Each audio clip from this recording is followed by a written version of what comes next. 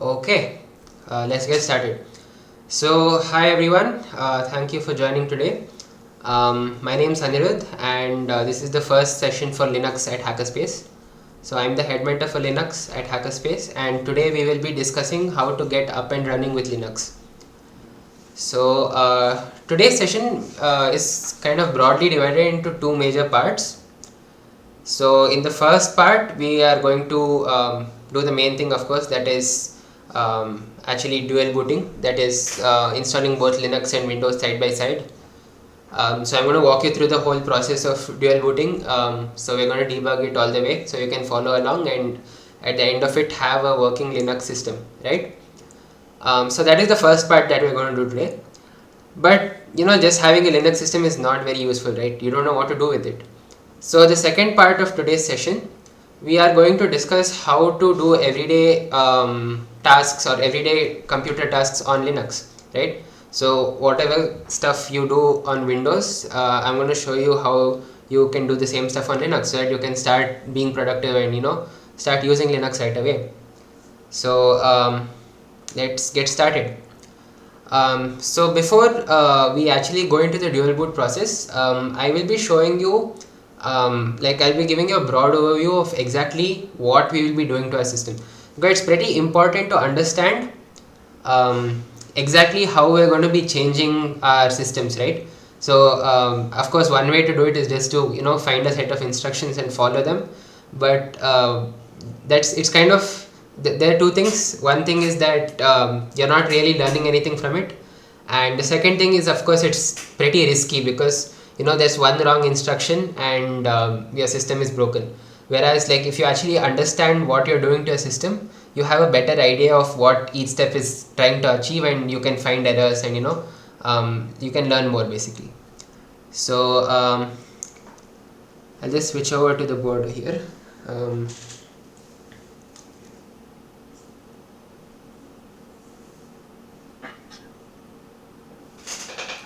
Okay, can all of you see the board, the screen, whatever?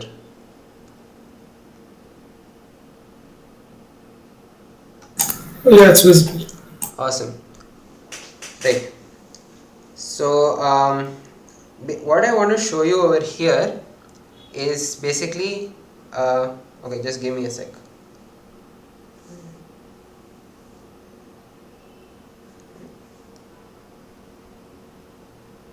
Yeah, sorry. So what I'm going to show here is basically how we are going to be installing Windows and Linux side by side, right? I'll give you a broad overview of what we'll be doing. So assume that like you have a hard disk, right? So you have a bunch of space on your hard disk, right? So when you get it as a hard disk, it's completely blank, no information on it, nothing. It's just basically hardware and has absolutely no information on it, right? So the first thing that you do is you write something called a partition table. Okay, the partition table is the first thing that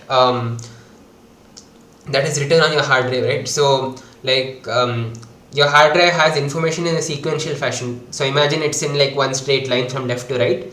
So the first bit in the left end of your hard drive is going to be your partition table. And what your partition table does is it describes how the rest of the hard drive or how the information on the rest of the hard drive is organized, right? So let me just show you. Okay, I'm not great at drawing, so please ignore the very bad art skills, but yeah. So okay, so we have a partition table now, right on top. The next thing we want to do is we want to be able to boot an operating system from your hard drive, right? And the way we do that is we get something called a boot partition, and your boot partition is basically what contains your operating system. So the partition table says, okay, hey, here's your boot partition, this is where your operating system lives, this is where you need to boot from, right? And your boot partition contains the actual operating system, and that is the first thing that's going to run when you turn on your system, right? So let me just draw that as well. So we have a partition table over here, right? And here we have, oh, oops. Yeah, here we have a boot partition, right? Now what are we going to do with the rest of our storage, right? We have this whole bunch of storage left. What are we going to do with it? So what we're going to do with this storage is store all our data, so like your documents, PDFs, Word documents, whatever it is, and you're going to store your applications, games, whatever, Microsoft Office, whatever you use basically. So all that stuff is going to be contained in this region, right? But you're not just going to place your applications directly into your disk like that. What you're going to do is you're going to divide this remaining part into sections, right? Okay, I'm drawing very bad lines, but you get the idea, right? So let's say you have three sections like this, right? So what these sections are basically called partitions, and I mean that's how you get the name partition table, right? The partition table explains how your disk is divided into partitions, and after the boot partition you have other partitions. These are your data partitions, and this is where all your stuff is going to be stored, right? All your data is going to be stored, and among these partitions, each partition is going to have something called a file system, right? And what the file system does is it says, okay, this is how data is stored in this specific partition, okay? And each operating system knows how to read specific file systems. So for example, in Windows there is something known as NTFS. So let us say this partition is allocated to Windows. So this is going to have an NTFS file system. Then let's say, okay, the second partition, this is allocated to Linux. So Linux also supports few file systems. So the one we are going to be using today is called ext4. So let's say, okay, this partition is allocated to Linux and this is going to use an ext4 file system. And then let's say, okay, this is going to use something else, right? This is going to use something else. So that is how your partitions are divided. So what are we going to actually do today? Right now, the way your systems are going to be is you have a partition table, you have a boot partition, and then you have one large partition in this remaining area. Okay, actually you're going to have a few partitions, but let's just say for simplicity's sake, you're going to have one large partition in this area which is allocated to Windows. That is how your systems are going to be right now. Okay, what we're going to do is we're going to make some space, we're going to separate it and make some space, and I'll say that, okay, this space is going to be for Linux. That is the first thing we're going to do. And then what we're going to do is inside this boot partition we can install multiple operating systems. So inside the boot partition we are going to install Linux alongside Windows. That is the second thing we are going to do. Okay. How do you select between Windows and Linux? So the installation procedure is going to handle that for us. There is something known as a bootloader. Maybe I'll explain that a little later. But basically you'll be able to select which one you want to boot into. Now the major advantage of doing this over like using a virtual machine or something is that the entire set of resources that your computer has is going to be dedicated to running one operating system. So for example, in a virtual machine you need to allocate like maybe half your RAM or like 2 GB of RAM to one system, and it kind of affects the performance of the host system as well as the virtual machine. So here by selecting one of them, you can allocate all your resources to one operating system and it's going to run much better, right? So this is basically what we're going to be doing today. Now I will show you, let's just start off with what we need to do to achieve this, right? Oops, right. So what I'm going to do now is I'm going to boot up into a virtual machine that I have prepared. This is a Windows virtual machine. So I'm just going to show you and you can follow along with what we're going to do, okay? Let me just make sure that, okay, I don't need this parameter.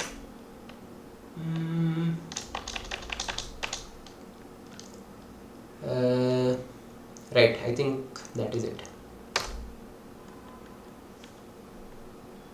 So just give it a moment to boot up.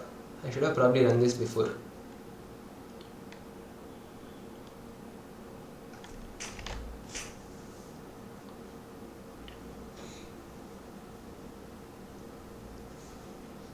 Alright, meanwhile, while we're waiting, is everyone following along? Like, do you have any doubts until now about what we're going to do today? I actually have a doubt. Yeah, go ahead. What if you have SSD as well as HDD? Okay, if you have multiple drives, there is a way to install. So you can ask this question when we're going to do the partitioning. Okay, so I will let you know then. So right now, Okay. I'm assuming that you have a smaller SSD and a slightly larger hard disk drive. Is that how you have it? Yeah. And you have your I have a operating. 256 gig SSD. Okay. So what you're going to have is your operating system will be on the SSD and your data and stuff is going to be on your hard disk drive, right? Yeah. Okay, so basically what we're going to do is I'll tell you when we're making space, you just need to make space on the hard disk drive, okay? Because the actual installation is only so you don't need to make space for the operating system itself. You're just going to install it directly onto the SDD, sorry, the SSD, and the data partition we're going to make on the hard disk drive, okay? So that's how that's going to work. Okay. That is actually the setup that I use right now. So unfortunately I can't show it on a VM, but it's definitely possible and works quite well. Alright, so we are inside the Windows VM. I think it might be a little small. Let me just. I hope that's better.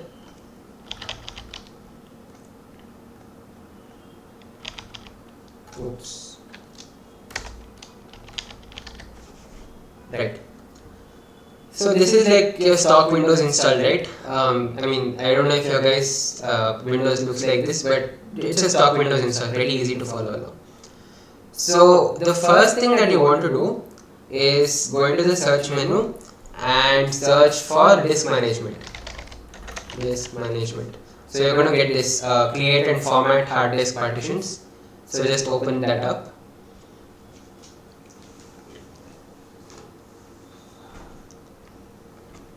So you just search for disk management and open this create and format hard disk partitions. That is what you want to do, right? So over here you can see what I sort of said about Windows. So instead of one large partition, actually Windows itself has created 3 partitions, if you can see. I'm pretty sure most of your things should look something similar to this. In case you have like multiple drives, like the person asked the question just now, you might see like 2 disks over here. But in general, this is what you're going to see, right? You have something called an EFI system partition, and then you have something like this called an NTFS or something, your C drive. Maybe you have a D drive or an E drive or something more, and then in the end you might have a recovery partition. So I'll just pause here for a moment. Is there anyone who doesn't have a isn't seeing something like this? Is seeing something like very different from this?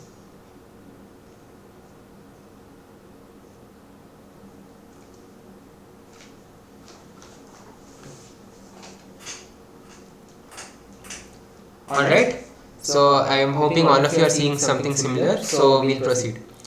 Now what we want to do is we want to make space for our Linux data partition, right? So what we're going to do is we're going to select this C drive. So in case you have multiple drives like C, D, E, what you want to do is just choose the biggest drive that you can make space on, okay? And just right click on it and click on shrink volume. So this so the advantage of doing it through Windows is aware of how data is distributed on your drive, right? So when it shrinks the partition, it's going to make sure that none of your data is lost. I actually made this mistake once, so I tried resizing the Windows partition from Linux, and it sort of lost a little bit of data from the Windows thing. So the safest way to do it is just do it from the Windows partition.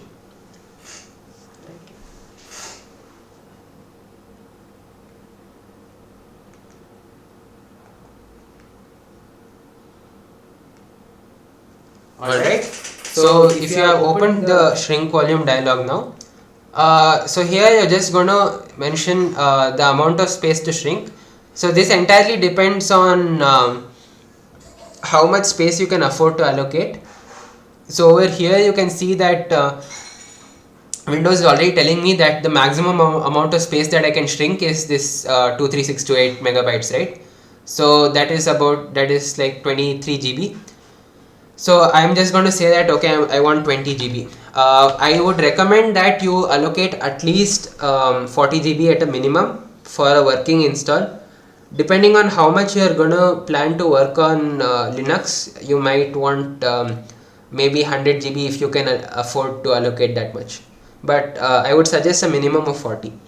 Right. So here, just for demonstration, I'm going to do 20 because the entire VM itself is like just 50 GB. Right. So I'm just going to. I don't know if that's what I'm seeing is the minimum. I mean the maximum that they've given me, but it says 3,582 like by default for me. The size of available shrink space. Enter the amount of space to shrink in MB. What about the field above that? The size of available shrink space. Yeah, that as well. 3,582. Alright, that means that you don't have enough space on your partition. So did you choose the largest partition that is available? Yeah, this one has 469,000. Alright, then do you have any other partitions, like, or do you have 3 partitions like I just showed you? I have a few partitions, but like the other maximum is 16.7. Okay. Yeah, I don't think it's possible to do an install with that much. Yeah, I don't know why though. I clearly checked in my storage. I have like 53-ish GB. So Windows actually has like this minimum amount that you need to leave free. So that might be kind of playing into. Oh, and that could also be because of your block sizes. You might just want to defragment the disk once and check. Yeah, you can try that. If you have a hard disk, you can try that. If you have an SSD, please do not defrag. I have a pure SSD. Okay, SSDs you should not defrag. So that cannot be the problem.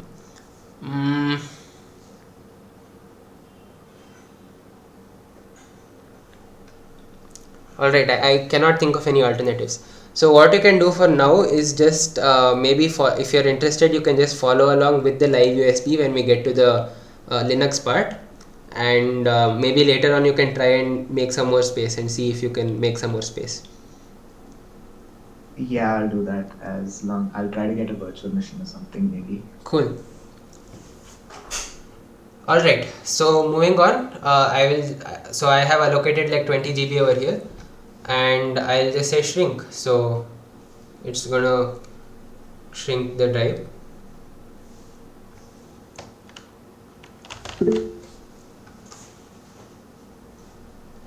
Can we use VirtualBox instead? So what I'm showing you is a dual boot, so you're going to install it alongside. You could of course use VirtualBox, but as I said, you're going to have performance issues. So VirtualBox is kind of more for just testing out Linux install rather than actually doing some serious work on it, unless you have like a very powerful system so that you can allocate a lot of resources. At least that's my take on it. If you still want to install on a VirtualBox only, you can probably follow along in the second part, like where I show the Linux install, if you want to do that right now. Alright, so this operation has been completed, and alright, just give me 1 second. Alright, so this operation has been completed, and you can see that I now have this 19.53 GB of unallocated space. So that is what we are going to be using to install our Linux, or rather allocate to our Linux partition. Alright. Yeah, you don't realize until you actually delete them. At least that's what happened to me. Like when I wiped out my Windows partition like 3 weeks ago, and there was a lot of games. Alright, so Jesus. we have done the first important thing. We have made space for our Linux partition, right? So before we leave Windows, there is one more thing that we need to do. So again, go into your search menu and search for power management. So you get this power and sleep settings. Just open that up. Alright, and now you just go down to additional power settings. So you can see that under related settings.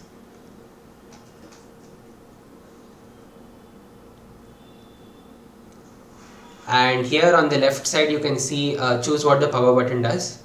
Just click on that. Alright, so here we have something called fast startup. So fast startup basically it is a Windows specific thing, and what that does is basically it like when you shut down your system, it doesn't do a complete shutdown. It sort of stores some intermediate data on your drive. The problem with that is it sort of interferes with your Linux install. So for example, if you shut down your Windows system and then turn on your Linux system, there's going to be some residual data from Windows, and we don't want that to happen. So we're going to turn off fast startup. So it might be grayed out for you like it is for me right here. All you need to do is just click on change settings that are currently unavailable and just disable fast startup and save changes. Alright, so that is all we need to do on Windows, right? Oh, of course, we need to burn the ISO. So I hope all of you have installed Rufus like I asked you to. So just to show you, I will open it up on a browser. I hope I can.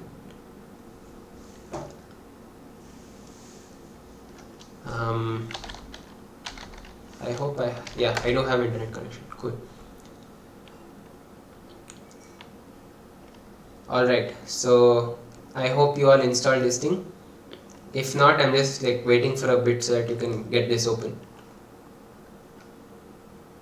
Right, so if you open it, it should look something like this.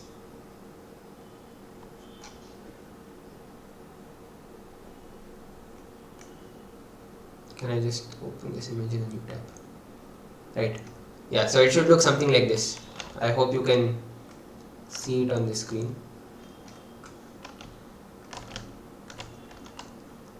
Like, can all of you see this thing? Yep. Awesome. Right, so I hope all of you have it open now. So what you need to do, most of the things are quite self-explanatory. So under device, you have to select the pen drive that I told you to keep ready. I'm just going to warn you again. So when you do this operation, all the data on your pen drive is going to be wiped. So you take a moment to back up any data you have on it right now. You can save it anywhere on your Windows partition. Nothing's going to happen to the data there, but your pen drive is going to be wiped. So I'm just going to wait for a moment so that you can back up any data if necessary.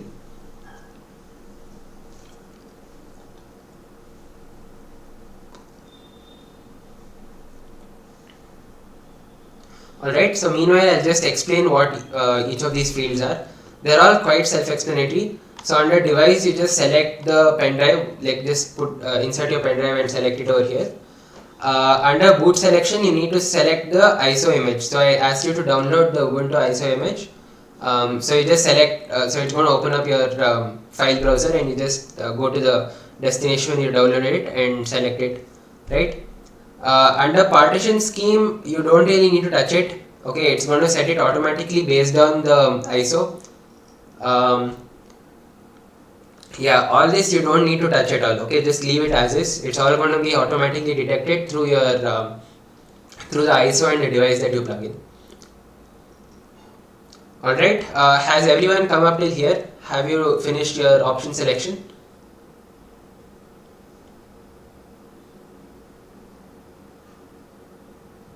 By the way, what's an ISO?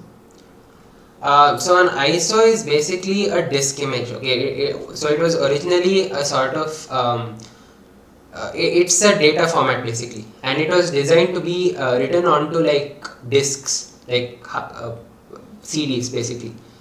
I mean, pretty much no one uses CDs right now. So there are ways to like write it onto a USB instead and boot from the USB instead. So that is what we'll be doing.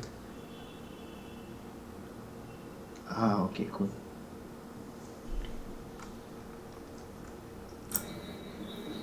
Is it fine if we use this thing 20.04?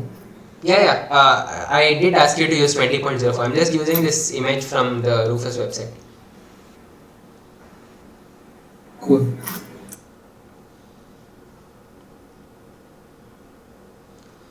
Alright, I'm hoping all of you have completed up to here. So then all you need to do is of course click start and wait for it to finish writing onto your pen drive. So that's going to take maybe like 3 to 4 minutes, so we're just going to wait till then. You can let me know in the chat or just tell me when you're done.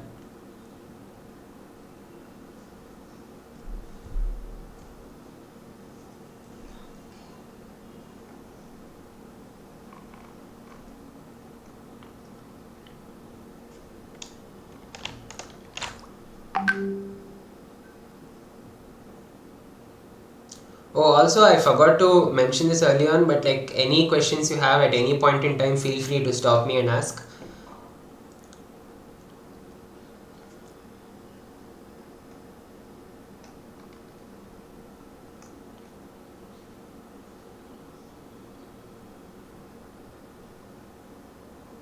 So what exactly are we doing using the pen drive?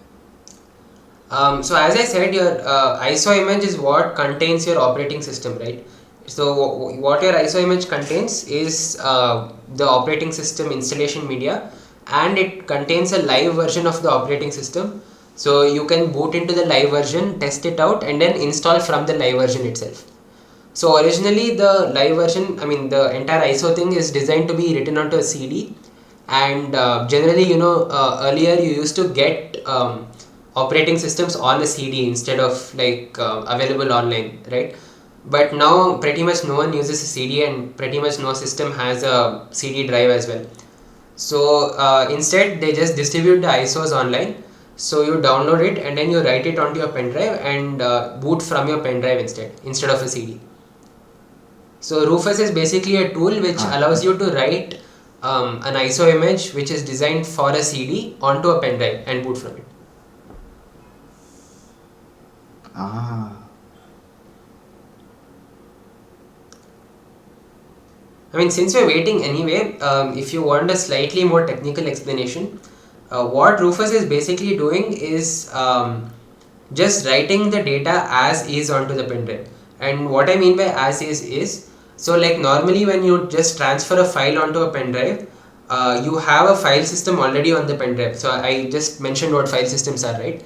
So you have a file system already on your pen drive, and so when you transfer a file from your computer, it sort of makes the conversion between the two file systems and writes the data in the according format, right? But the ISO image is not designed to be written onto a file system. It's designed to be written onto like bare metal basically. So what Rufus is doing is it is wiping any file system that is already present on your pen drive and then just transferring the ISO image as is onto your pen drive. yeah, makes sense. So for example, on Linux I use a different command to do it. So that's a much more low level command, and I mean honestly that is when I really understood the semantics of what is actually happening when you're writing the ISO onto a pen drive.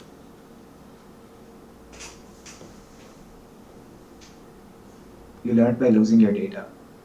Pretty much, yeah. I have learned a lot by losing my data multiple times.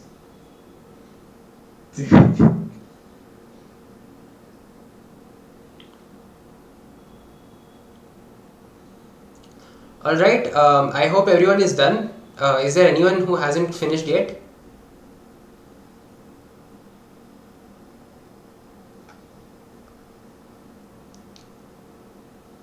Is everyone done with writing the ISO onto your pen drives? I hope you're done. Alright, so I will be moving on to the next step. So now all you need to do is unplug your pen drive. So okay, so the next step we are going to be doing is we are going to be entering the BIOS. The BIOS is basically it's basically the sort of, I would say, application again.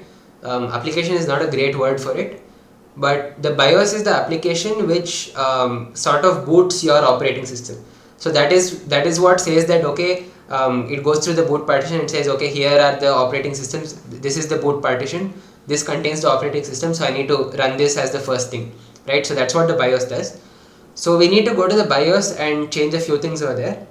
Now each system has a sort of different key to enter the BIOS. So some of the more common ones are escape, F2, F9, F10, delete.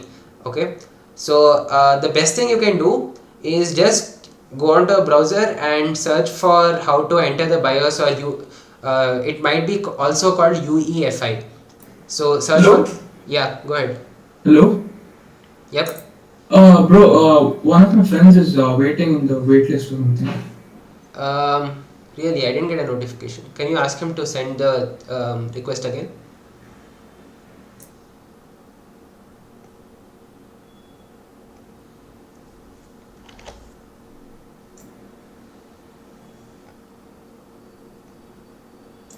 You got it? Not yet. He says no.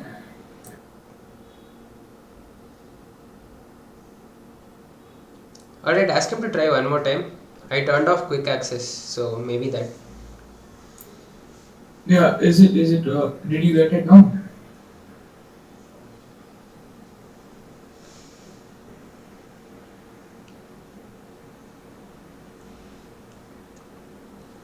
You sent you sent it. Oh, bro, are you getting it? Nope, I do not see any. Okay.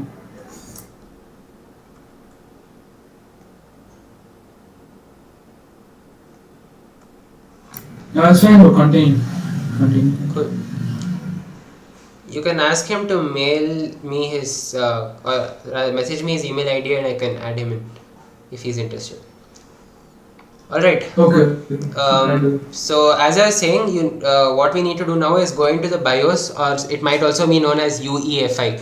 Alright. So what I want you to do now is just go onto your browser and search for your specific computer and how to enter the UEFI menu. So for example, I have a HP laptop, so I would just search for something like HP Spectre UEFI, something like that. Okay. So you might get something from the official HP docs, or you might also get something elsewhere.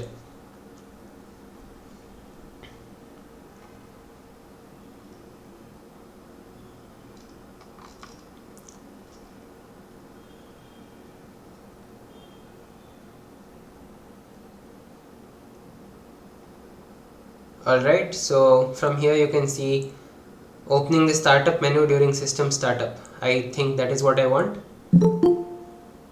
Yes.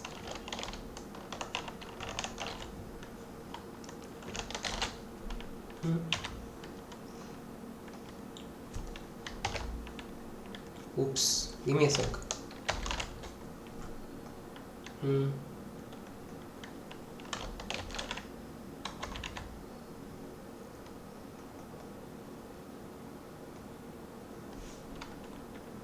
That is very odd.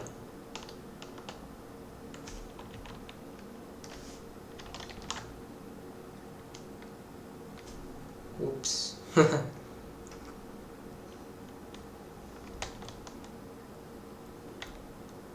Nope, that is also not what I wanted to do.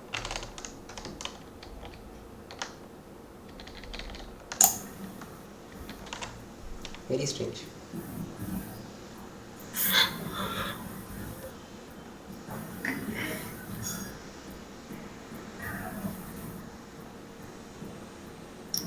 Do you want to exit full screen or? Yeah, I don't know. It's not letting me go back to the host system. Alright, anyway, I'm pretty much Oh. done with the Windows part of it, so I'm going to be shutting down this system. You can just. Yeah, no, I'm done with the Windows part anyway, so it's okay.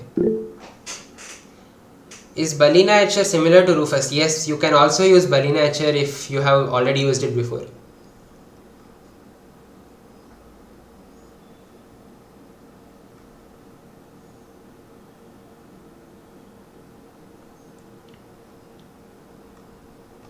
Okay, I'm back.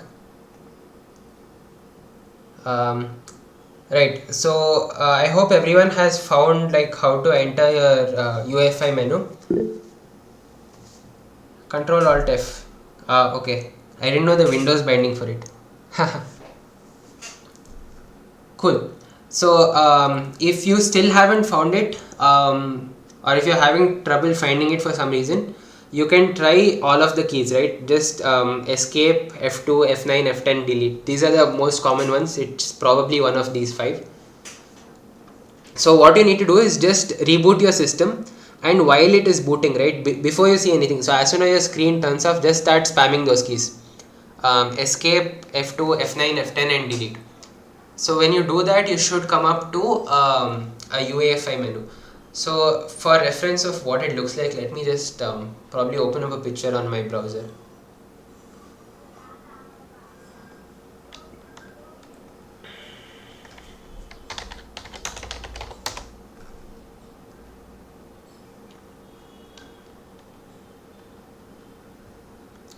Alright, so for example on HP, I think it looks something like this, if you can see it.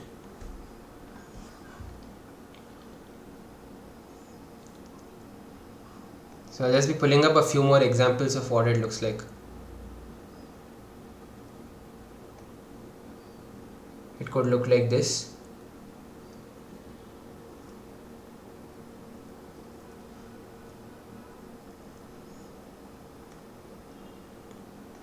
So for Asus systems, it could look like this. I believe for HP it's F9. Not sure. Yeah, my HP laptop also uses F9, but I'm not sure if it's that for all HP devices. Could be different. Because I have seen another HP laptop use F10. So what were the keys that you mentioned again? Escape, F2, F9, F10 and delete. Yeah. So everyone, just let me know once you're in the BIOS menu. I hope you have connected through another device, because obviously like once you're there, you will not be able to use any applications.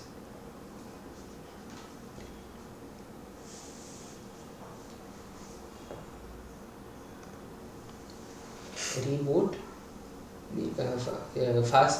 Fast boot ನ of ಮಾಡಿದ್ಯಾ? ಯಾಕೆ? ನಾ ಹೇಳಿದೆ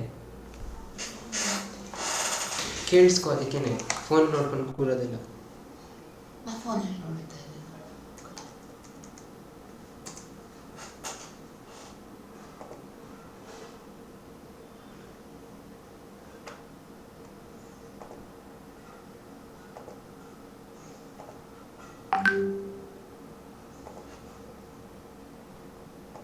Do you know what it is for an MSI? I have an MSI motherboard, and for me it is delete, so you can try delete. Cool, thanks.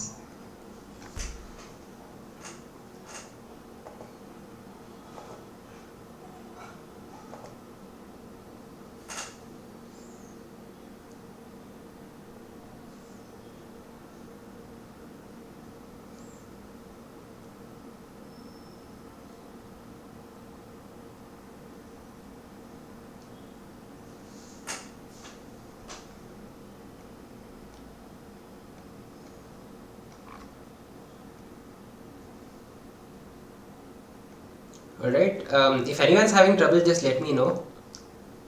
I'm giving you a lot of time, because sometimes you might need to try it. If you don't know which key, you might miss it the first time, and you might need to reboot twice or thrice. I'm just giving you a bit of time over here. Is DuckDuckGo browser better than Chrome? DuckDuckGo is not a browser, it is just a search engine. I use Firefox as my browser.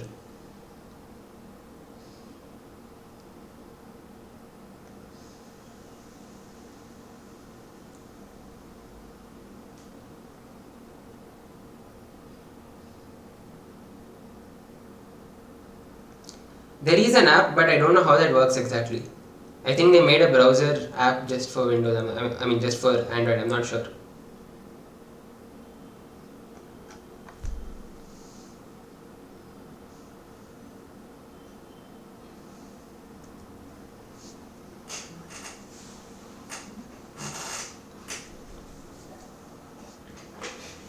See what I wanted to do. What I wanted you to do is boot options ಅಂತಿದೆಯಾ ತಗೊಂಡು ನೀನೆ you need to disable secure boot.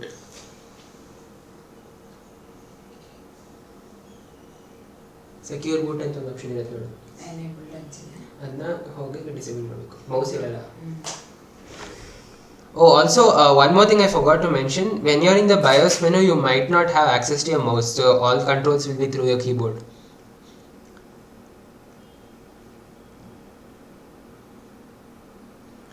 Alright, I'm hoping all of you are in your BIOS menu.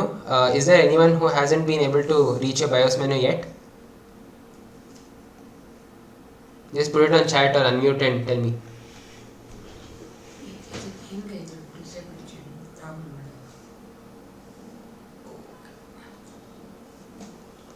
Okay. Boot order go. UEFI boot order.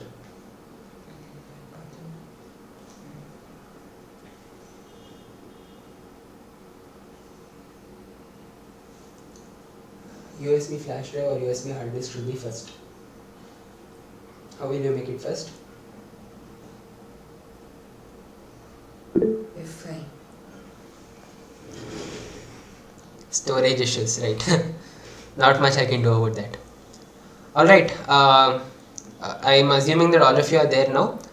So what you need to do here, the first thing is you need to disable something known as secure boot. So look for something known as boot. There's probably a section called boot options somewhere in your menu. So for example, in this image over here you can see that there is something known as boot right over here. Over here, so this is basically what the boot options menu will look like. So it will have a list of items from where the boot will happen. This is not what you want right now. What you want is, I can't find an image which is on boot options.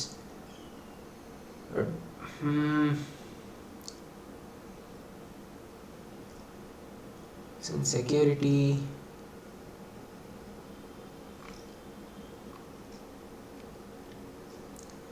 but basically look for something called boot option. Okay, right, I found something over here. So let me just zoom this in. Okay, but this one doesn't have secure boot. Okay, whatever. So basically in the boot options or boot section of your BIOS, you are going to have an option called secure boot, and it is most probably going to be enabled. So if it is enabled, you need to disable it. I want you to disable it. Alright, so let me know if you find it, or rather if you have any issues finding it and disabling it.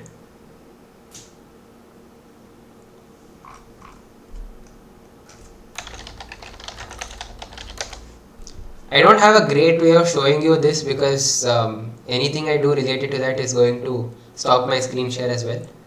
So I'm just trying to show you through images. Right, I think I have a picture here. Yes, so this is what it's going to look like. So you have your boot menu and you have something called UEFI boot or UEFI secure boot or something of that sort, and you just disable it.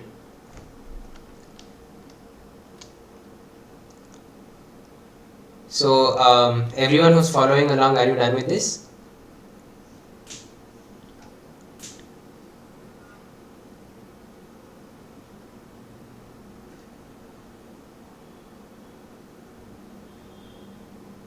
Alright, I'm assuming you're done.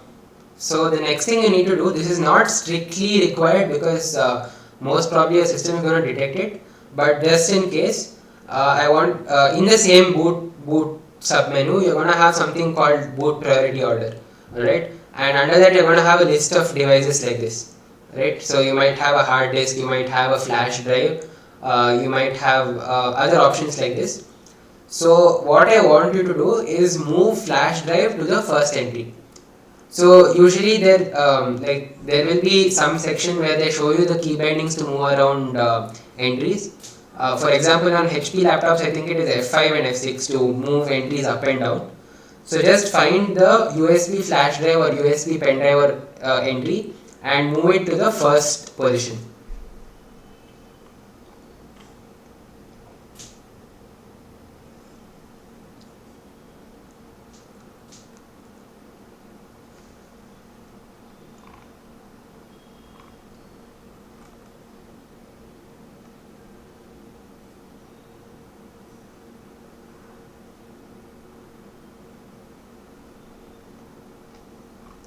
Alright, I hope you guys are done.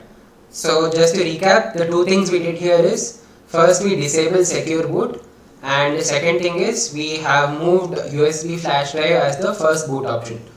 So now what changing boot option does is, when you reboot next, it is going to detect the pen drive that you just that you wrote the ISO onto and you have plugged into your device. It will detect that as the first option to boot from, and it will boot into that live system first, which is what we want right now, because that is how we are going to install the system, right? Alright, so assuming that you're done with all this, you just need to exit the BIOS menu, and it should automatically reboot. So it will probably give you a confirmation, like there will be a confirmation message asking you like, okay, these are the changes that you have made, do you want to keep them?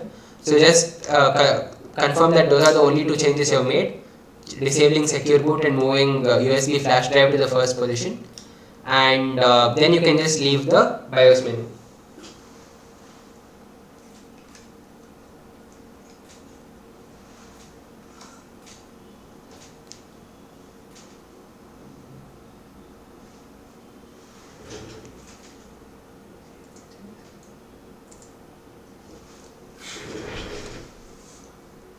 Alright, I hope all of you have done that. So now you should be in, okay, I can actually show you from here, okay? So let me just pull it up.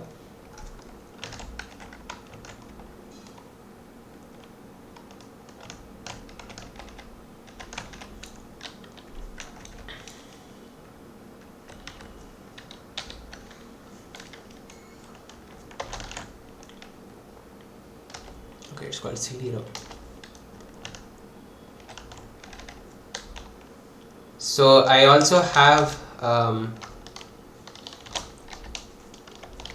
Ubuntu 2004 ISO over here, right? But I need to specify that I want to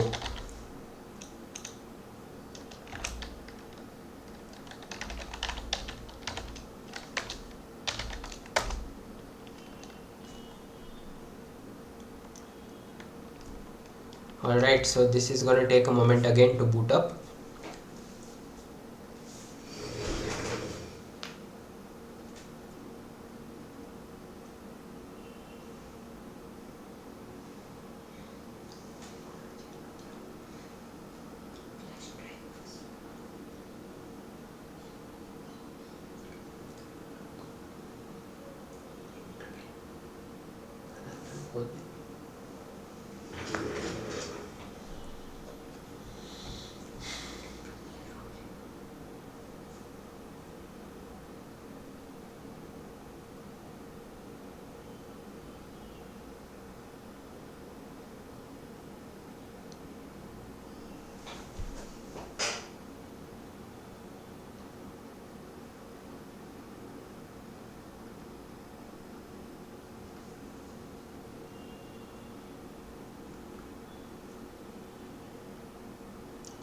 So I'm just waiting for this to boot up.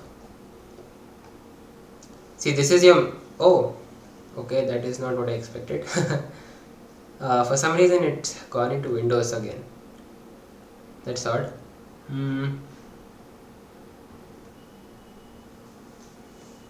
At least for me, I suppose I just gave the wrong parameters.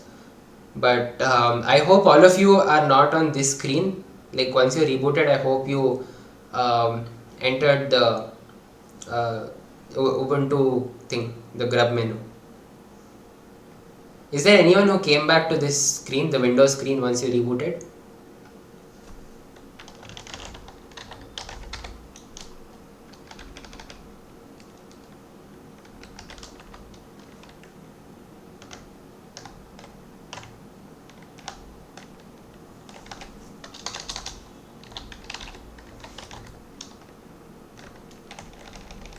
So like I've been following along on the BIOS menu, but I haven't been doing them because of storage, so I can't tell you. Okay.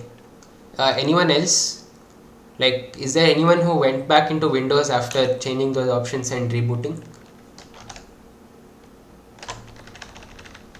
Will this be recorded and posted? Even I have a storage issue actually. Yep, this is being recorded. Please.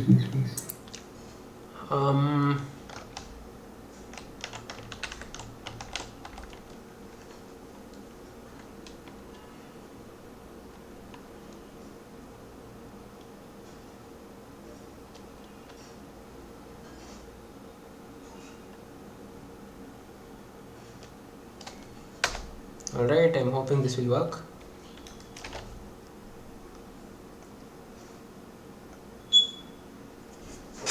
At least looks like it's working. You should have probably seen something like this once you rebooted. I'm hoping that is what you saw.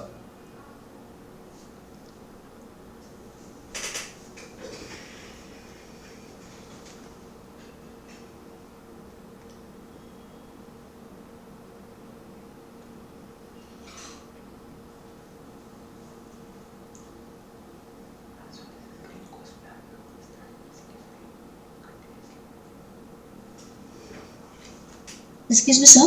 Yeah, tell me. Where you are going to upload this recorded one? This will be on YouTube, and we'll share the link on the Discord server.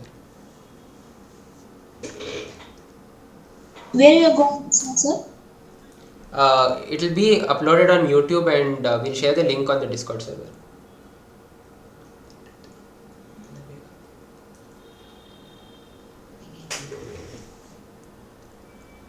Alright, so I'm hoping all of you are seeing something like this, whoever's following along.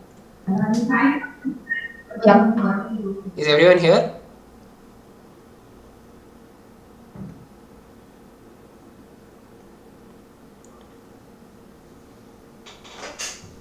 Yep. Cool.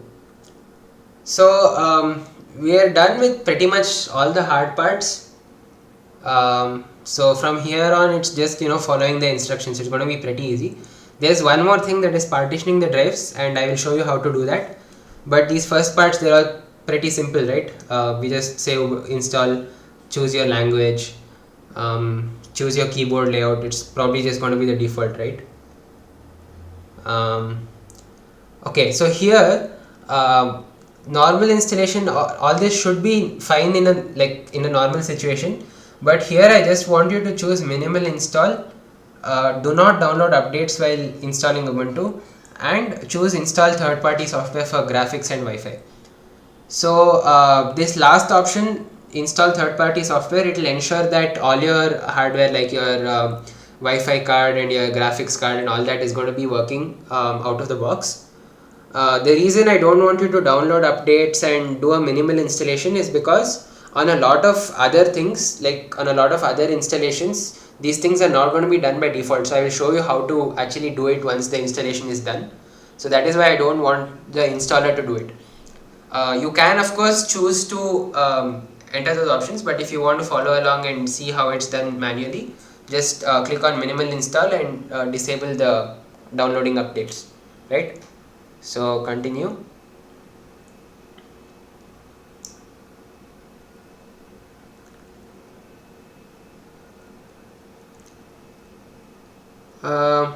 Right, so here it will give two options. Oh, no detected. Okay, this is because I didn't come with UEFI. Just give me a moment, I made a mistake here. I will have to reboot my VM. It's a lot harder doing it on a VM, believe me. What you're doing is actually much easier than this.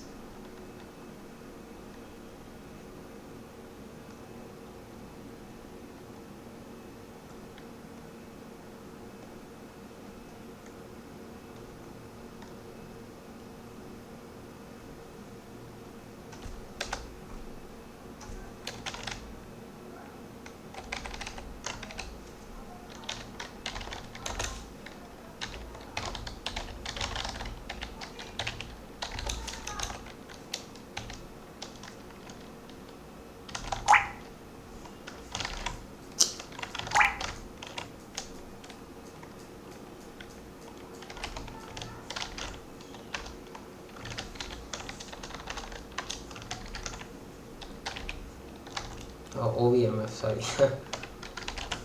A mistake.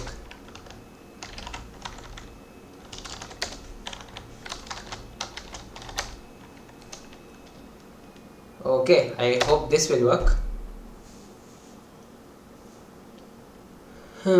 Let us see.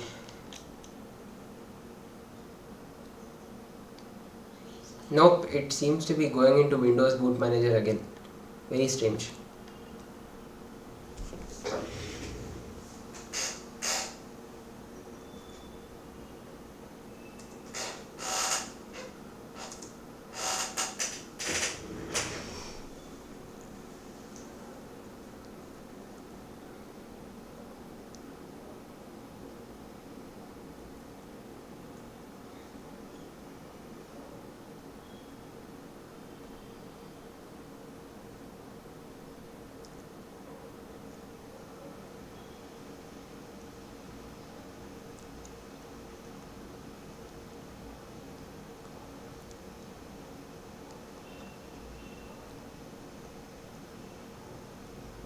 No, this is not what I wanted, but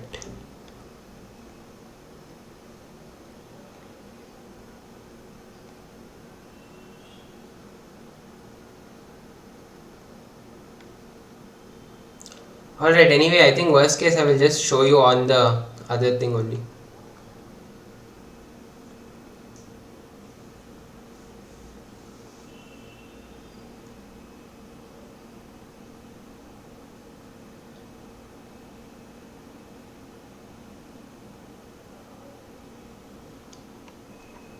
This is rather strange though. Let me just try one more thing. Invalid parameter disk.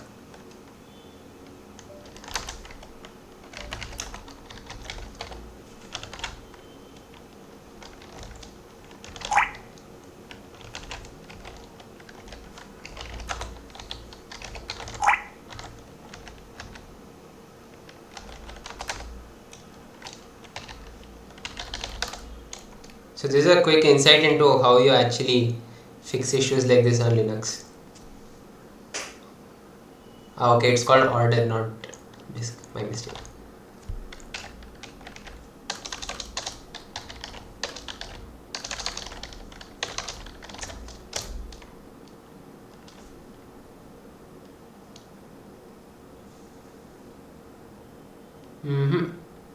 Well, it should be working. Very strange. Right, anyway, I will show you without this thing only.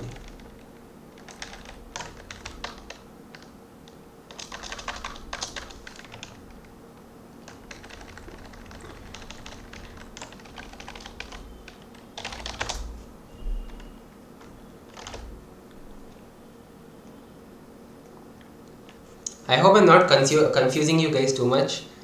All this is nothing to do with like what you are doing. It is more to do with the VM that I'm running on. So I have a kind of very janky setup over here to show you how to do it.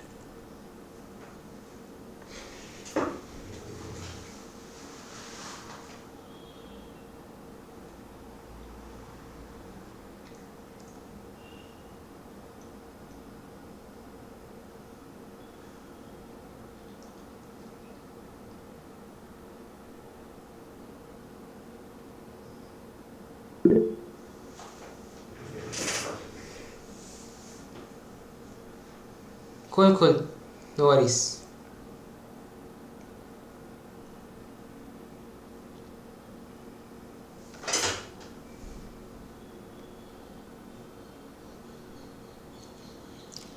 Alright, so I'm just going to go ahead and show you with this. I will tell you what small differences there will be on what you need to do.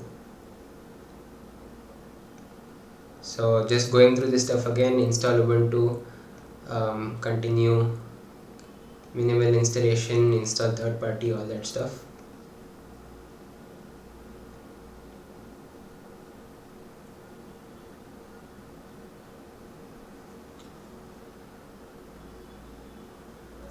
Alright, so here I'm sure all of you guys would have seen three options. There would be like install alongside existing operating system, and then the second option would be this erase disk and install Ubuntu, and the third thing would be something else, right? So the automatic side-by-side installation works pretty well most of the time, but just to show you like the actual procedure of what is happening, let's choose something else and do it manually. Okay. So hopefully all of you have just one hard drive. If you have multiple hard drives, I'll tell you what differences are there. But for a single hard drive, so you can see over here, you have this first thing called FAT32, right? So for me it is saying FAT32, but this is going to show up as EFI system partition for many of you. Okay, so that is well and good, right? So then you're going to see a couple of partitions over here, SDA2, SDA3, and then you have the free space. This is the space that we made, right, on Windows. And then you have here again an NTFS partition. This was the Windows recovery partition, if you remember seeing it. And this is again some free space at the end. We're not really going to use this. So right now we are going to make all our changes over here in this thing, okay, this free space. So click on this, right click, add. So there are three basic partitions that we need to make for our thing to work, for our installation to work. One is your root partition, one is your home partition, and one is your swap partition. Alright. Apart from that, you are also going to have to mount one of the existing partitions as your boot partition. So as I said earlier, your boot partition is going to contain multiple operating systems, right? And your BIOS is going to select one among that. So we are going to select the existing boot partition for Linux also. But these three partitions, the root partition, the home partition, and the swap partition, we are going to make now. Alright. So here I have 20 GB. So let's say I'm going to allocate about 10 GB for the root partition. It's going to be primary, beginning of this space, all this is fine. And as I mentioned earlier, if any of you remember, I said we're going to be using the ext4 file system, right? So it says here used as ext4, keep that as is. And for the mount point, so this slash, right, this is root basically, as I said. So we are going to choose this as mount point, alright, and I say OK.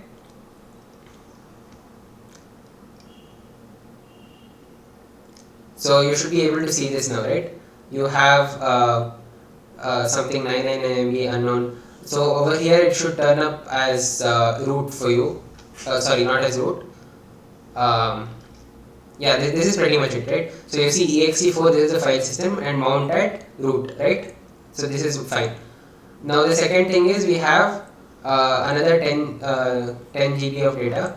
So in that I am going to allocate maybe 8 GB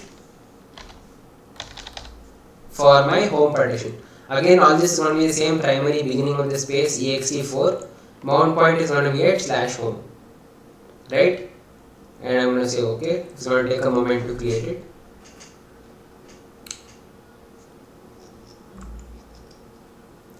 And free space, so all the remaining free space I'm going to make a swap partition. So here these two are going to remain the same, but instead of this ext4, just click on that. It will give you an option called swap area. So just select swap area over here.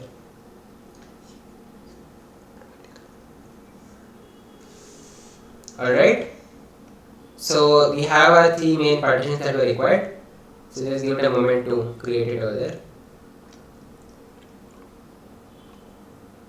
Okay, so this is the swap, and now you have this partition, right? Your the one that has a type of FAT32, the EFI system partition.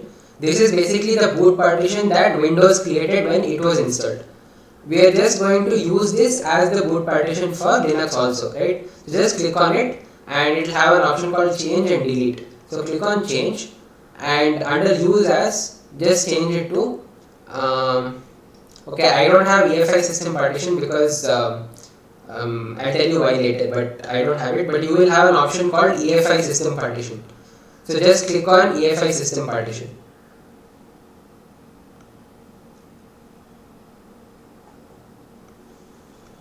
Right? I hope all of you have followed along till here. Anyone having any issues up till here?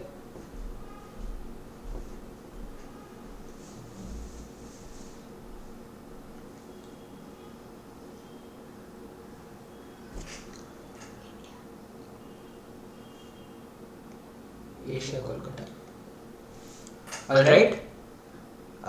So I'm going to click on install. It's probably not going to work for me. It will say all that. Okay, fine. I'll just continue for now. Doesn't really matter.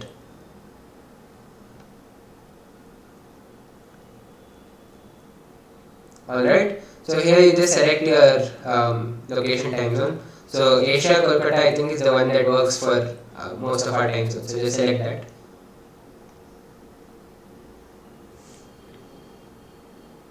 And here you're going to provide some information about your system. So your name, let's say Ani for now. It will give you a default computer's name. You can set this to whatever you want. You pick a username. This is what you're going to use to log in, right? Choose a password. So for now it will just be Ani again. Confirm your password. All pretty standard stuff. I would recommend just leave this as default. Don't click on login automatically, and then click on continue. So now it's going to fail for me because I didn't set everything as required. Or maybe not, I don't know. But yeah, so once you finish all that, you should come to this screen, right? So it will take a moment or two to just finish this installation procedure. So has anyone faced any issues so far? Is like everyone with me till here?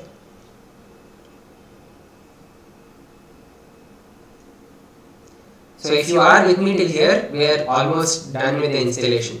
So once this is done, we are pretty much done with the installation.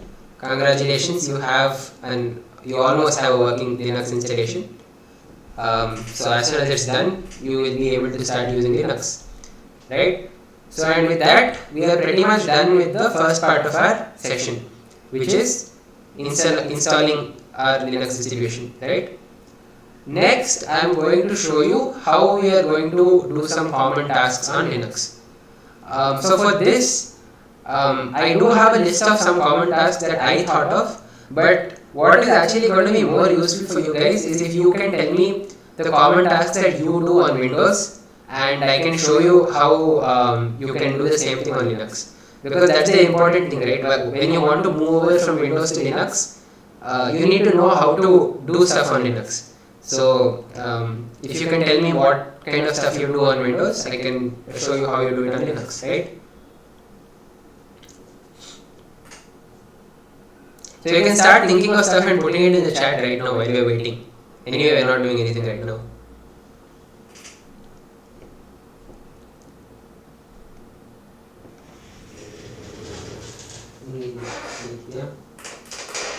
ನಾನು ಇನ್ನೊಂದು ಇನ್ನೊಂಚೂರು ಹೊಸ version ಕೊಟ್ಟೆ 20.10 ಕೊಟ್ಟೆ ನಾವು 20.04 ಮಾಡ್ತೀವಿ.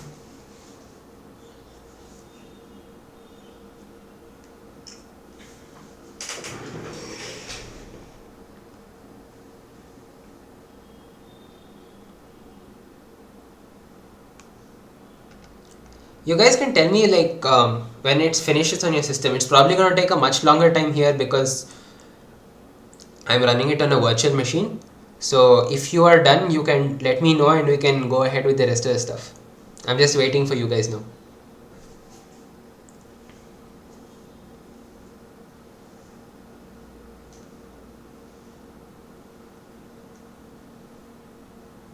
I do hope at least some of you are following along and like not all of you are just watching, planning to do it later.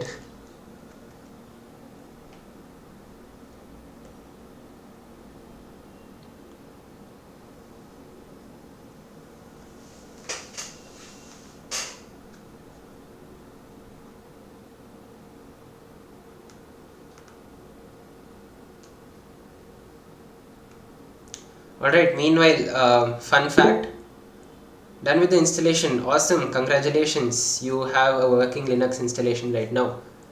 So it would probably have asked you to reboot, so you can just pull out the pen drive and reboot, and you will go into the grub menu. So the grub menu basically will just give you options of whether to boot into Ubuntu or Windows. So you can just select Ubuntu and boot into it, and with that you'll have a working Linux installation, right? So yeah, meanwhile, while the rest of us are waiting, fun fact, like Ubuntu has a very interesting naming scheme for their distributions. So every version is named alphabetically after an animal, right? So for example, the one we are using 20.04, it is called, I don't know how to pronounce this properly, but it's called Ian Ermin. I don't know if I'm pronouncing that right, but that's an E basically. So the one before this, that was 19.10, that was Disco Dingo. The one before that was 1904 was I forgot, something with C. Yeah, Cosmic Cuttlefish, right? So that they have these interesting names like that. And the numbering also, you might be wondering like why is it 04 and then 010 10 and all that, right? So basically that is the month in which they're released. So every 04 version is released in April of that year. So for example, 1904 is released in April 2019, and 20.10 will be released in October of 2020. It is already released, by the way. It is called Groovy Gorilla.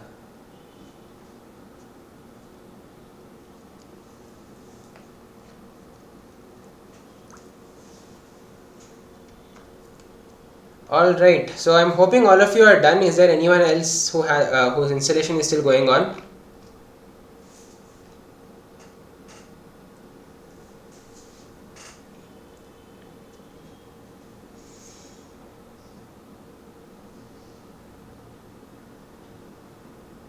Very surprisingly, my install is actually working. I'm not sure how, because I did not give the right partitions, but it's happening anyway.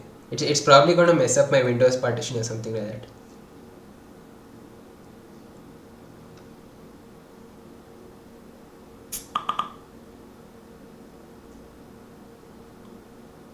Alright, I am assuming that all of you are done, so we will move on with the next part of our session.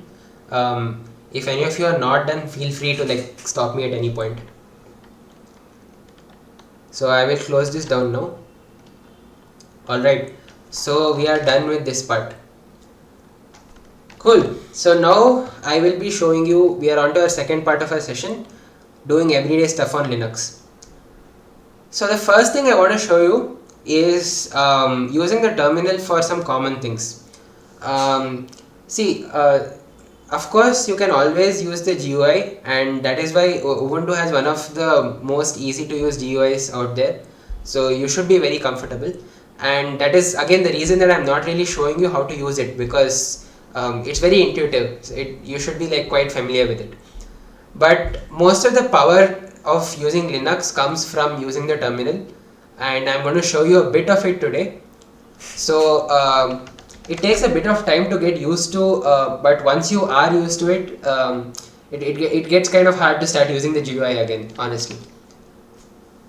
So the first thing you might want to do is know exactly where you are. Okay, so before this, let's do a little more of theory, okay? So I'm going to show you how the file system is organized in Linux. So I'm just going to open up a traditional file browser. This is, I hope this looks kind of familiar to you. It's a lot like your Windows file browser, right? So I'm just going to show you what I'm doing on my terminal and how it corresponds to like the file browser, so you get a better idea of what's happening, right? So in Windows, the top level thing that you have is going to be a C drive usually, right? I'm sure all of you are aware of that. So you're going to have your C drive and all the other folders, everything is going to be under your C drive. So in Linux, what corresponds to that is called root, okay? And root is just represented by this 1/, right? So if I do cd root, we're in the root now, right? So in the root, you can see that we have some folders over here. You have something called bin, boot, dev, lot of stuff over here. I'm gonna give you a broad idea of what all of these things are, okay? But generally, root kind of serves the same purpose that the top level C drive does in Windows. So generally, when you install applications in Windows, where does it go? It goes into your C/program files, right? And all the application data, it will be in C/app data, something like that. So we have a similar thing over here. All the applications that you install will be in one of these subdirectories of the root directory. Alright. So correspondingly, I can just show you in the right. So you can see over here, this is what it looks like. You didn't follow this part. Okay, I haven't really done much yet. So I'm just showing you how the Linux file system is organized compared to Windows. So in Windows, the top level thing is your C drive, right? And then under C drive, you have things like program files x86, users, temp. I don't remember all the things, but I hope you're familiar with that. So correspondingly, you have this root directory. In Linux, you have the root directory, which is just /. Okay. So when you install applications in Windows, like the applications go and sit in your C/program files or C/program files x86, somewhere like that. And the application data will go to C/, it will be something like this, right? C/app data, the path will be something like this, right? So instead of that, here it goes into one of the subdirectories of the root directory, right? So it goes into like, oops. So I'm showing you this, right? So you have a bunch of directories. Let me make this also bigger so that you can see. Can I increase the font size? There is an option somewhere.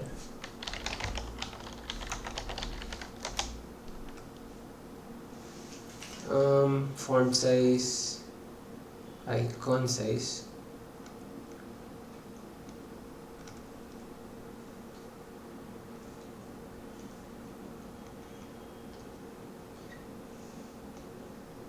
Alright, I can't find font size for some reason. But yeah, so these are basically the same directories that I'm showing you over here, right? So you have, I hope you can read what I'm showing you. You have bin, boot, dev, etc, home, all that, right? So these are the same things. That is how it is, right? So I think a more graphical representation. Let me just make it slightly bigger also. Right? So this is how it is. So you have your top level root directory, and under that you have these directories. This is where most of your applications and application data and all that is going to be stored. The window. Okay, yeah. The window on the left side is my terminal, and the one on my right is a file browser. Alright. Okay. So this is where your applications are going to be installed and all that. But this is not where your stuff is going to be. This is not where your files and your programs and whatever you're going to work on, this is not where it's going to be. You have a separate home directory. So if I say cd, you have a home directory, okay? So here you can see some other stuff. So a home directory is created for each user. So right now there is going to be only one user. You created that user. So you during the installation you created a username and a password, right? So that is one user. So you have created a user with your username and your password. Similarly, you can also create more users so that you can have multiple users. So if you do create more users, each user is going to have their own home directory. So I'll show you the first command of today. It is called pwd. Pwd is print working directory. So it shows you where you are in the file system, right? So it tells me that I am in home/anihm136. and that is nothing but my home directory. So I have a user called anihm136 with some password, and for that user a directory called /home/anihm136 has been created, and under that directory I have all the stuff that I need, right? These are all my data. So I have my music, my pictures, my code, everything that I'm working on, stuff like that. Are you following along till here? So correspondingly, if I just show you on the file browser, I go into home, so you can see there's just one folder because there's just one user, right? So, and here you can see there's a bunch of stuff. Has everyone followed up to here?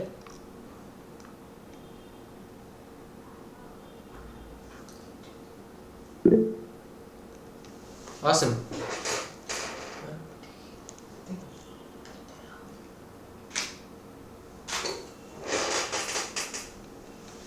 Alright, so the next thing I'm going to show you is how to move around. So if you're in a file browser, it's pretty easy, right? You just double click, you click on back, it's all pretty familiar, right? Double click, go back up. How do you do that in the terminal? It's quite easy. You have a command called cd. Cd stands for change directory, right? So you say cd followed by the directory that you want to go to. So for example, I just showed you the root directory, right? The root directory I said is represented by slash, just one /. So I can say cd /, and now I'm in the root directory, right? So if I say ls, you can see that again I can see all the stuff that I showed you earlier, right? Bin, boot, dev, all that. And then if I say again cd /home/anihm136, I'm back in my home directory, and you can see the stuff that I just showed you in my home directory, right? So the cd command is used to change directory. So a couple of small tricks with your cd are, one thing is shell expansion. So your home directory, like the user that you are logged in as, that person's home directory is represented by a tilde. Tilde is this symbol. I hope you can see. It's the thing next to 1 on your keyboard with a shift. So you can say, for example, if I'm in my root directory, I can say cd tilde and I come to my home directory. So that's just like a shortcut, because your home directory is gonna be what you access most of the time. That's why. Okay. So that's a little shortcut. That is your second thing, which is moving around. The third thing, again I've already shown you this, I don't know if you have paid attention, but you want to know what is existing in that directory that you are in currently, right? So on a file browser, again, as soon as you enter, so like for example, as soon as I double click on, for example, Calibre library, you can see all the stuff that's in here. But here when I do cd slash, it just changes the directory, but it doesn't tell me what's in it, right? So for that we have a command called ls. ls stands for list, right? So it just lists out everything that is there in this directory. Now ls has a bunch of options, and I'm not going to be going into all of them right now, but basically each of those options just enables viewing certain way. So for example, I can say ls-l, which stands for long, and you can see that it's giving me a lot more information about each file. So for example, it says that okay, there's a D over here, that means it's a directory. This gives me the permissions, whether I can read the file, whether I can write to the file, all that. It tells me like when it was last modified, the date and time. It tells me who owns this file. So for example, in Linux every file has an owner, right? So each user can be an owner of a file. So here, since there's only one user, that is me, I own all these files, right? So it gives me more information like that. So that is the basics of moving around in Linux, in the terminal basically, right? So you have your ls to show you what's in the directory, you have your cd to show you how to move around basically, and you have pwd to know exactly where you are currently. So I won't go too much into using the terminal and shell today, maybe a little more on shell scripting a little later, but that's it for today, right? So the next thing, obviously you need to install applications to be useful, right? You can't you can't stay with whatever they've given you. So we're going to show you how to install a few common applications. Now there is a concept of package management in Linux. Okay, it's quite simple, nothing hard. Package management is very similar to how you install applications on iOS or Android, right? So on Windows you need to download the executable and install it, run the installer, all that. On Linux, nothing of that sort. All you need to do is there will be a package manager, and you use that package manager, you give it the name of the application that you want, and it will download it and install it for you. So this is very similar to how it's done in Android. In fact, Android is like it's built on top of Linux, so it has a very similar system in terms of package management. So there will be certain graphical interfaces. So you guys, if you look around in your menus and stuff that you can see, you can probably find something known as App Store or something similar. Can you find that application?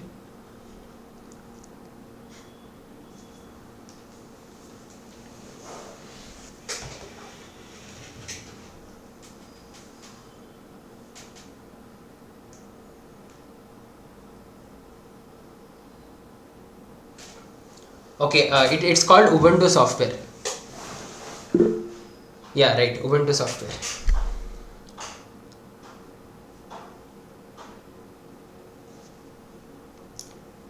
So I'm hoping you found Ubuntu software.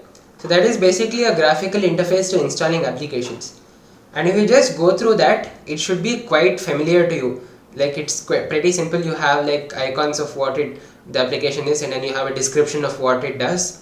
And you have a search menu to find applications, stuff like that. Now unfortunately I don't have Ubuntu software over here because I'm using something slightly different, so I can't show you that. I can show you something similar that I have on my end. It is called right. So this is what I have on my end, which is kind of similar. So you can see that there are applications. It gives me an option to install. If I click on one of these, it gives me like a description of the application, shows me some screenshots, right? So this should all be very familiar to you. But sometimes you're gonna have to install from the command line, especially when you are installing applications that you find on the internet. Most of the times they give you instructions on how to install it from the command line, not really how to find it in the App Store or something like that, right? So it's quite simple, nothing hard. The only thing is there is one package manager in Linux, and it is going to be called apt, APT, right? So all your package installation, package management is going to be through that command called apt. Now along with apt, I'm going to introduce another concept called sudo. Okay, what is sudo? It allows you to run as the root user or admin. On Windows you have something called an admin user, right? So you have stuff called administrative privileges and all that. So this is similar to that. To install an application you will need administrative privileges. So all you have to do is sudo apt install followed by the name of the thing. So for example, let's say I want to install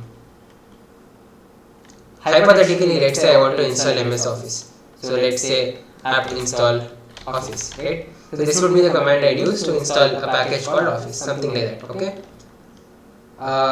So that is all I'm going to say about package management. I mean, I would say that for 99% of the use cases you can just use the Ubuntu software graphical interface, and you'll be much more comfortable with it, and slowly you will learn how to use the apt interface as well, right? So that is how you get new software on Linux, right? That is very important, right? So what is the first thing you need on a new system, right? Probably it's going to be a browser, because you probably don't know how to do stuff and you want to find out how to do stuff. You're going to need a browser, and all we're going to do, my choice of browser is Firefox, and honestly Firefox works better on Linux than most Chromium solutions. So I would say just sudo apt install Firefox, right? And you get your browser. So I can open up Firefox from the terminal. I just have to say Firefox, and it just opened up on a different place. But yeah, you can see that I have my browser here, right? Alright, moving on. The next thing you probably want is a code editor or a text editor of some sort, right? So I generally use a terminal based one called Vim or NeoVim. You might have heard of it. So that is what I use. But most probably you're not going to be comfortable with it straight away. You might be used to something like Visual Studio Code or something. Of course, if you want something very basic, there is something known as gedit. You might have used it in your labs as well, and gedit is quite sufficient for editing text. But you can also install Visual Studio Code. So let's see how to install Visual Studio Code, right? It's quite simple. Just open up your browser and search. So I will say Ubuntu VS Code, right?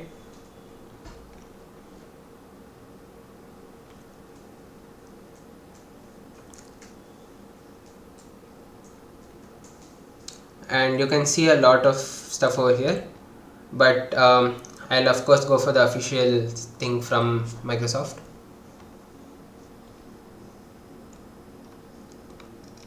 Alright, so you can see that they have instruction for Debian and Ubuntu based distributions.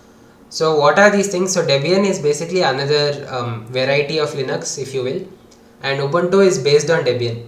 So generally any application that you want and you're just googling to find out how to install it, if you find instructions for installing it on Debian, you can use the same instructions for installing on Ubuntu. Like anything that works on Debian will also work on Ubuntu. Alright, so here you can see that they have given a deb package, or they have given some other options, right? So they have said sudo dpkg-i. All you need to do is just copy these commands, paste it in your terminal, run it. Quite simple. So this is what I meant earlier. So whenever you try to find instructions to install applications on Linux, most of the times you're going to find commands like this. So you can just copy paste these commands, but eventually you will learn like what they mean and it will become quite simple. Alright, so that's your code editor. Next, what you might want is Office tools. So Microsoft Office doesn't really work on Linux. The alternative that we have is called LibreOffice. So you can just say sudo apt install LibreOffice, right? So this is the command you'll want, and this installs all the related applications. So you're going to get something for text editing, you're going to get something for making presentations, you're going to get something for editing spreadsheets, everything that you need, right? So just as an example, let me open a document that I have somewhere over here. Okay, I think I have it open already, right? So you can see that I have this presentation open over here, and you can see the interface is quite similar to like your PowerPoint, right? So you have your slide pane over here, you have the main slide over here, and you have some options to change the effects and transitions and all that over here. You have your options over here, all that, right? So this is your they're quite a familiar interface. So LibreOffice is what you're going to be using for working with documents. Alright, is everyone following along so far? Am I going too fast?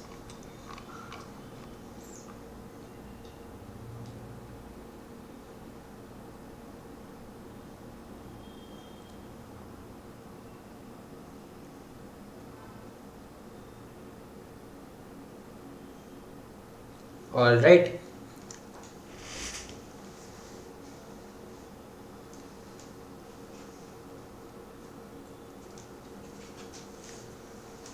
Okay, so with that I think we are pretty much done for today. I have shown you everything that I plan to do.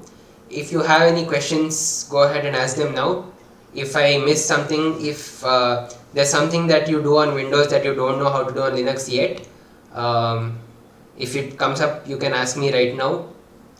Of course, you can also, if there's something that you come up with later, feel free to post a question on the Discord server, and one of the mentors will answer.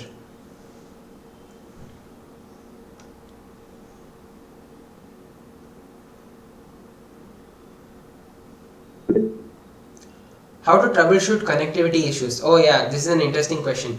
I did not really cover this. So connectivity issues, most likely they arise due to driver issues. Okay, so what happens is sometimes the network card that you have is not does not have a driver in Linux. So most often, at least on Ubuntu, right? That is the reason I asked all of you to use Ubuntu, because Ubuntu has a lot of simple ways to diagnose and fix these problems. So on Ubuntu, I don't remember the exact location, but if you go to system settings, there will be a sub menu where there will be an option to diagnose driver issues and install appropriate drivers. So Ubuntu will do all that for you. If not, you can find out which network card you have. There are plenty of resources online on how to do it. It's basically one command which prints out which network card you have, and just search for issues with that network card, and there will be plenty of solutions online. So one sort of key thing to remember when you have any issues with Linux, with anything in general, is there is a 99% chance that someone else has already faced this issue, right? Especially the common ones. It is most likely that someone has already faced it and found a fix for it. So you just need to find out how to get the appropriate information and search for it online, and you will have plenty of solutions to try out and fix. But yeah, network issues in particular, most likely it is going to be a driver issue. I honestly, I haven't come across any other kind of issue for network connections.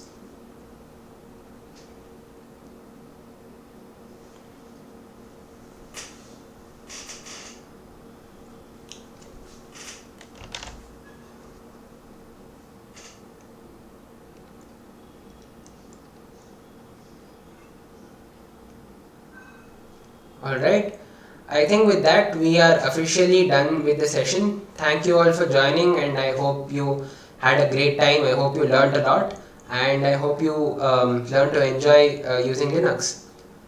So yeah, thank you all for joining. I will stick around for a little longer in case you have any questions, so feel free to ask them.